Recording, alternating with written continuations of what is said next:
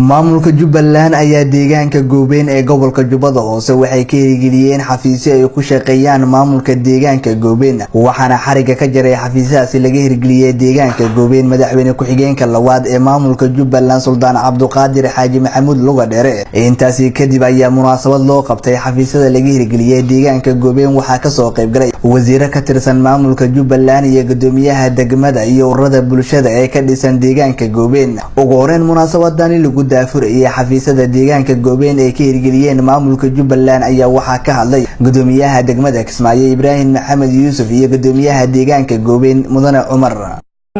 waxaad maanta leedihiin reer Goobeen oo xafiisyadii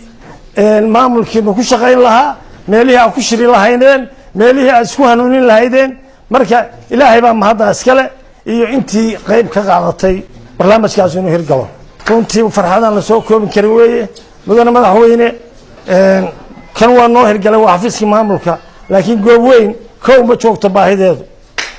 xafiiskan aadka u sharafta badan iyo leergelinta magaalada aan ku helnay ilaahay baa noo fududeeyay ka soo kay dawladeena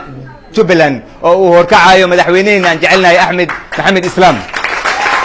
deegaanka Goobeen ayaa ah deegaankii uu ku dhashay madaxweyne ku-xigeenka labaad ee maamulka Jubbaland Suldaan Cabduqaadir Xaaji Maxamuud Lugadheere isagoona dhankiisa madasha ka hadlana waxa uu tilmaamay waxaan aad ugu faraxsanahay maanta meel aad u garanayo dadkeedana aan garanayo deegaankeedana aan garanayo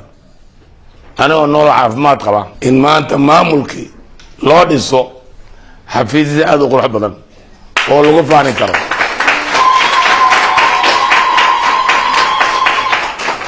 in ka badanna waa lidin dhagax dhigaya oo isbitaal leh iskool leh maxkamad leh saldhig leh xarumo wasaarada leh wada leh nal leh biyo leh laakiin difaaceeda dadaalkeeda adiga la yimaada ma garateen